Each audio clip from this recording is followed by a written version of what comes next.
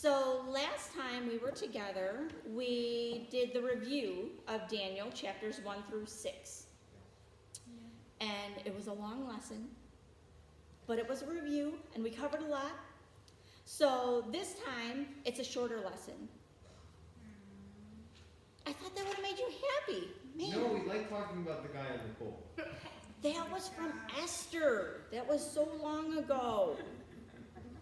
Anyways, I'm glad you remember it. So, tonight we are going to cover Daniel chapter 7. To do this study, I use my NIV study Bible, as well as I do look at some studies that are online, because there are people out there much smarter than I am that have been studying this much longer than I have, and they have some really good insights. They actually study Jewish history, and they can go through books that I don't have access to, and that it gives me a little more insight into what's going on, because sometimes when you read this, especially these later chapters in Daniel, it's about visions and dreams and angels, and there's a lot of stuff I don't understand. There's a lot of stuff about prophecy in here. Does anyone know what the word prophecy means? Something will happen now. It's predicting the future. So, but the way they reference things, I don't always understand it because it's in the context of when they used to live. So I need to look it up, and we'll get to that as we cover some of the new things in here. So was it the old time you speak? No, this isn't old-timey speak. This is the New International Version. But just, they lived in a different time. They lived differently than we do. Okay. So just like in Ruth, when Boaz handed the other guy at the gate his sandal, that's a binding contract. Mm-hmm. If I just read about some guy handing someone else's sandal, I'm like, ew, I don't want someone's sandal. No. Back then, that was a binding contract. Most people didn't write, and many couldn't read. So that was the closest form they had, and with the witnesses, that's what it meant. Yeah. So it's just stuff like that.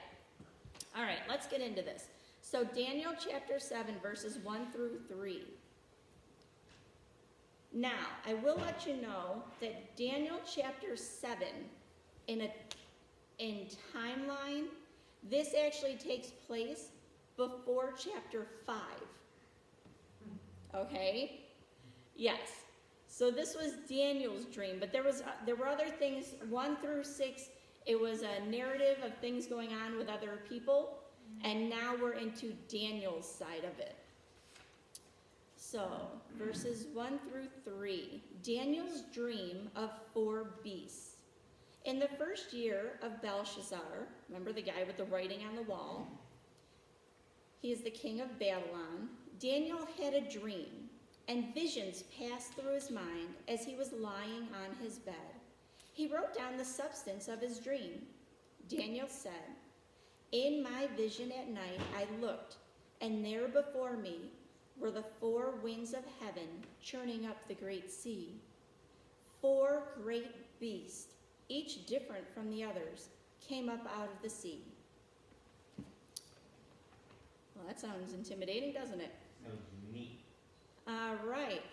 So these beasts symbolize the same world kingdoms as the statue that Nebuchadnezzar dreamt about. Do you remember his statue? Not the one he built, the one that he dreamt about, that he wanted someone to tell him his dream and then interpret it.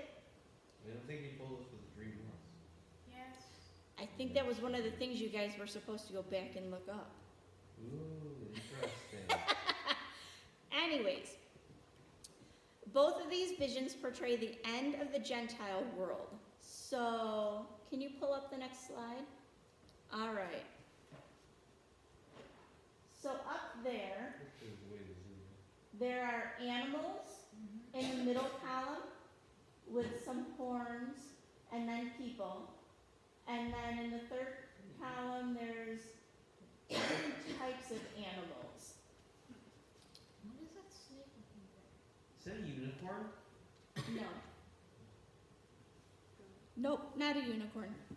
What is it? It's a donkey with a horn.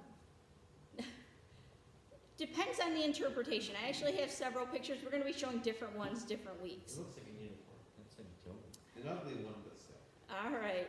In chapter 7, the sea that's being churned up and the 4 beasts emerge from it, the sea is the world of nations and peoples. It's not actual water.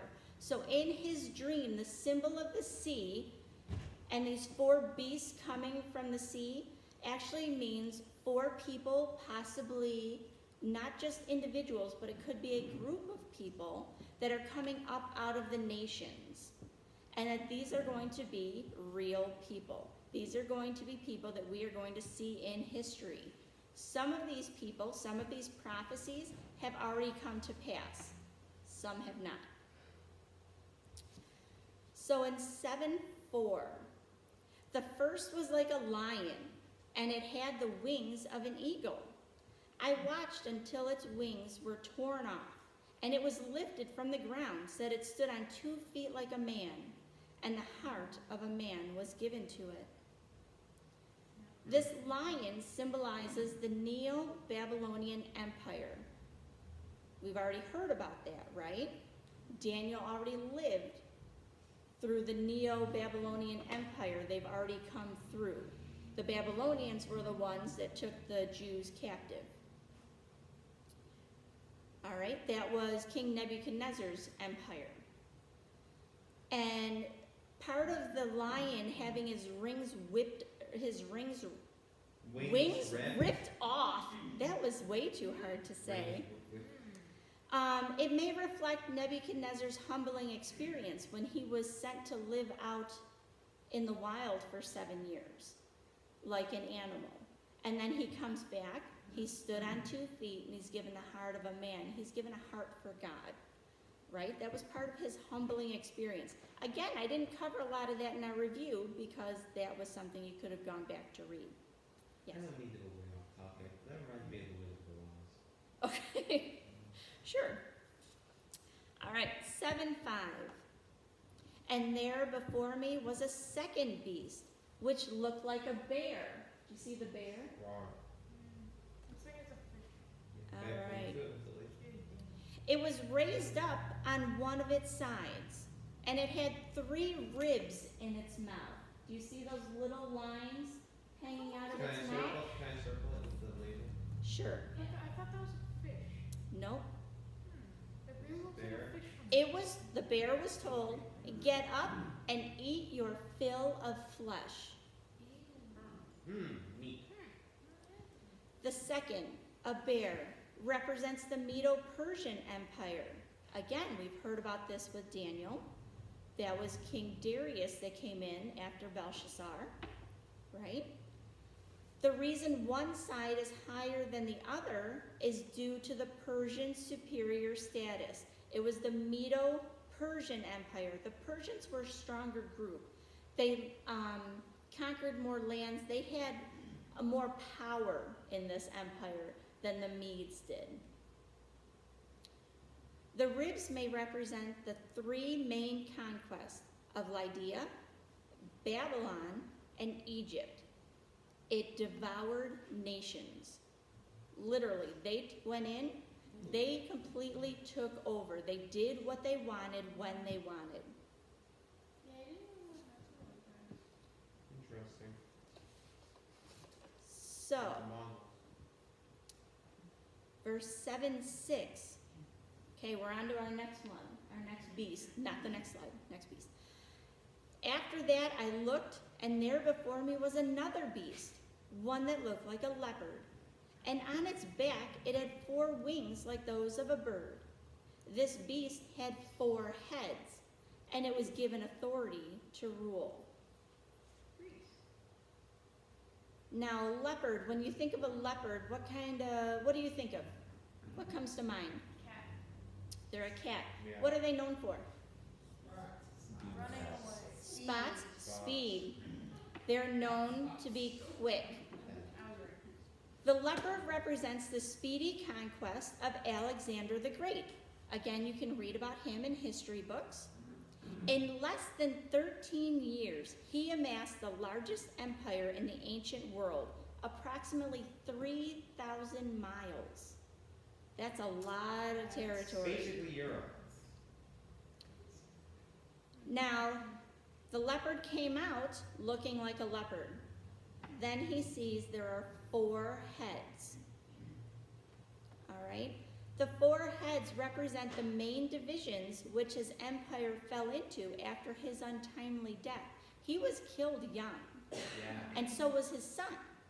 Yeah. So his son couldn't rule after him. Instead, his generals that were heads of his armies, because when you have that much land, you need a big army, right?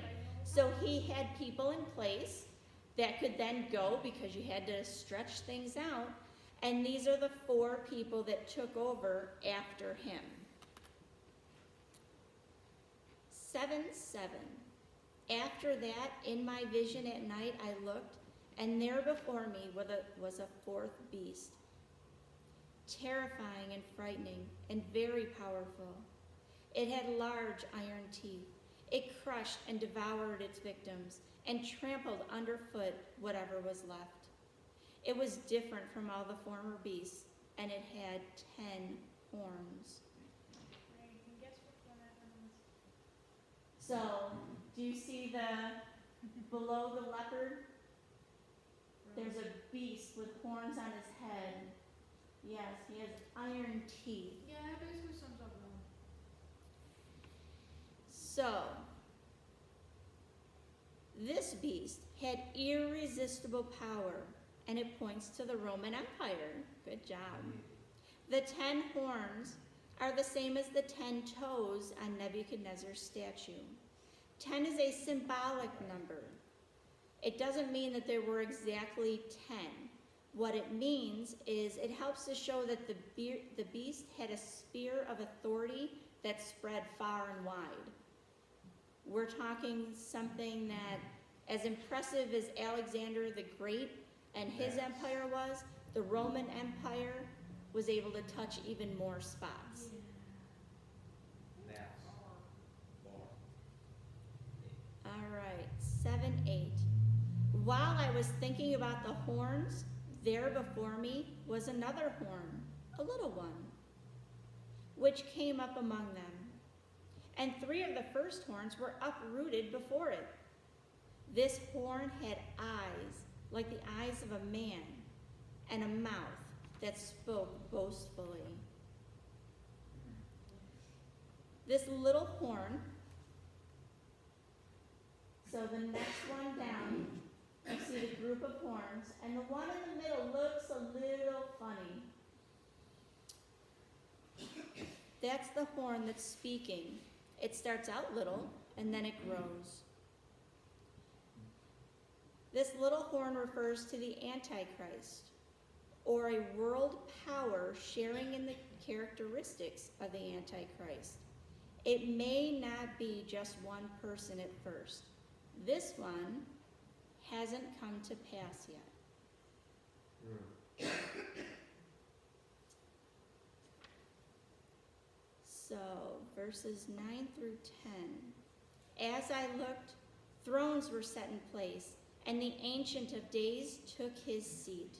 His clothing was as white as snow. The hair on his head was white like wool. His throne was flaming with fire, and its wheels were all ablaze. A river of fire was flowing, coming out before him. Thousands upon thousands attended him. 10,000 times 10,000 stood before him. The court was seated, and the books were opened. Any idea who that's talking about? Who's referred to as the Ancient of Days? Who would you picture dressed all in white, with hair white as snow, looking like wool? That's right, referring to God. God is going to take his judgment seat. And when he does, he will open his books, his book of life and his book of judgment. So this is describing God as judge. So it says his courts are seated. So there before him are thousands upon thousands attending to anything he needs. And there he is upon his throne with a river of fire before him. Paints quite the picture, doesn't it? Looks neat. All right, verses 11 through 12. Then I continued to watch because of the boastful words the horn was speaking. This horn is still there. I kept looking until the beast was slain and its body destroyed and thrown into the blazing fire.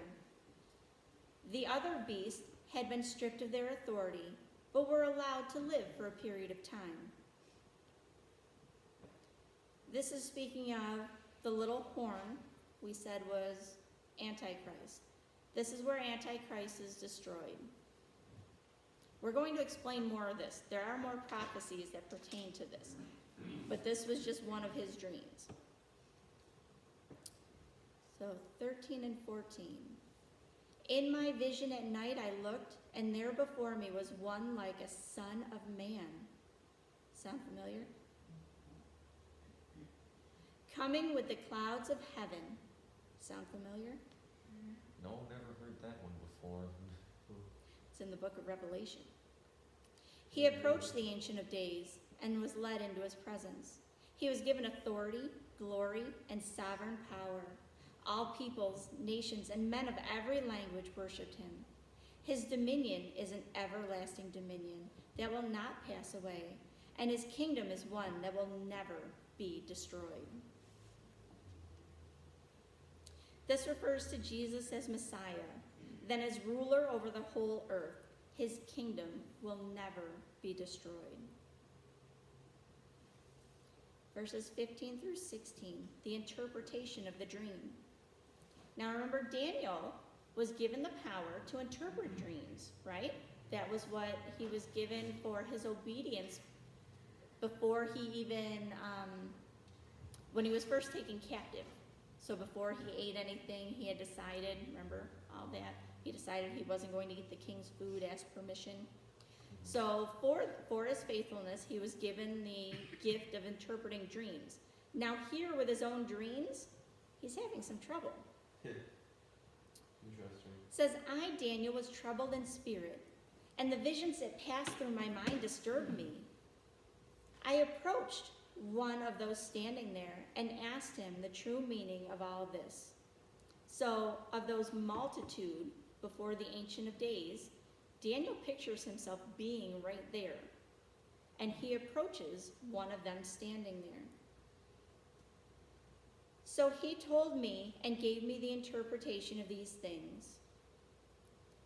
Daniel needed help understanding his vision, so he talks to an angel and asks him, what am I seeing? What's going on here?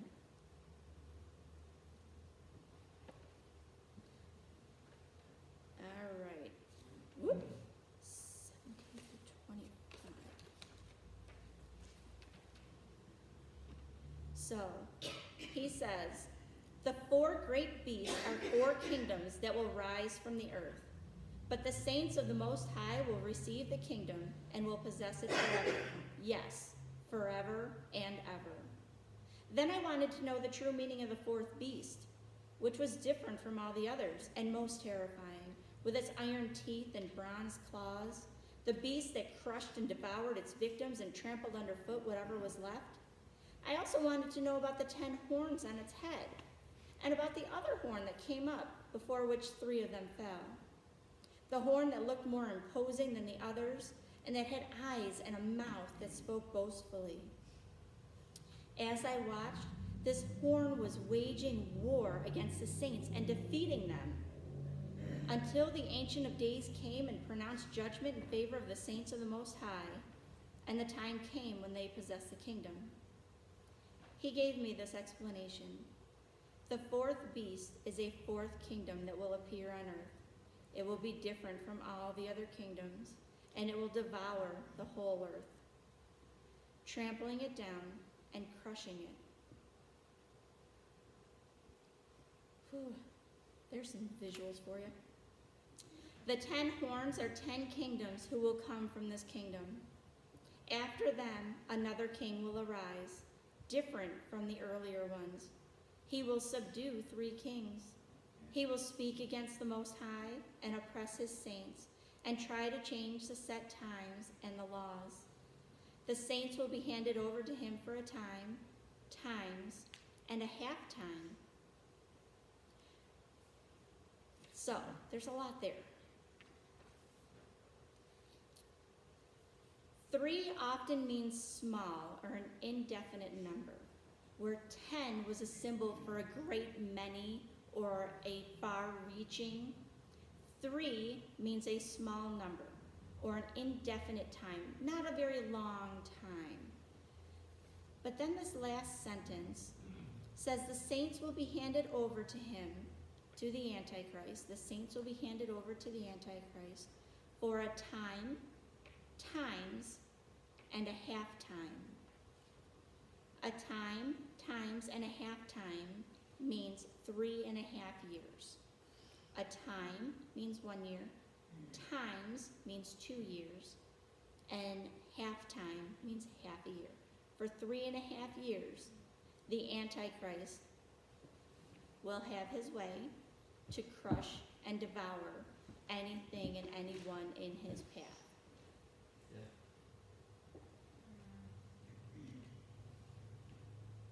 Scary stuff. Yeah. 26 through 28. But the court will sit, and his power will be taken away. There's still good news. Yeah. His power will be taken away and completely destroyed forever.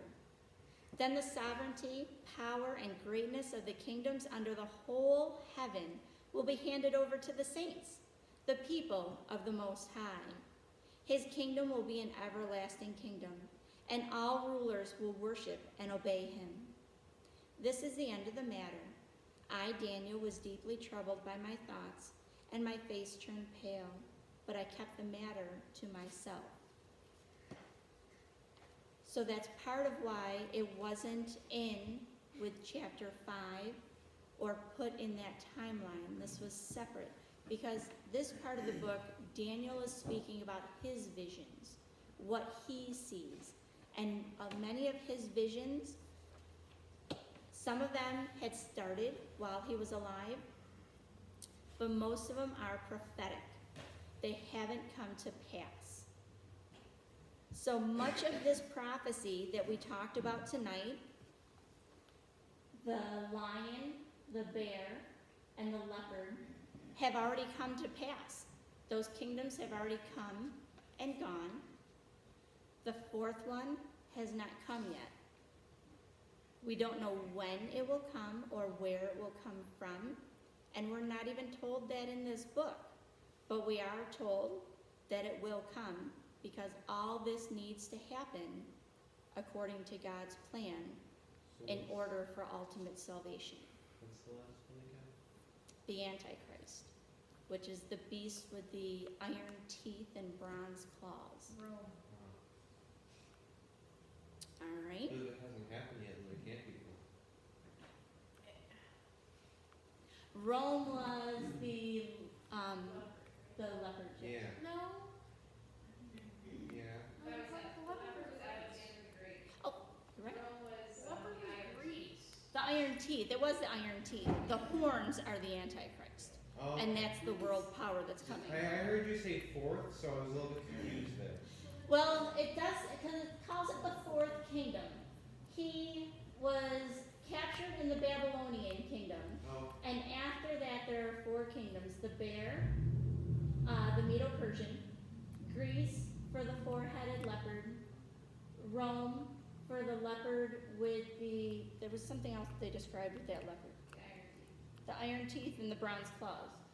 And then the horns that sprang up from that. Okay. All right, any questions? Are we done yet? Party time. Nice. Can you press that? Wait, we are done? Press the button. Oh. That's the end of our lesson for tonight. Press the button, Joe.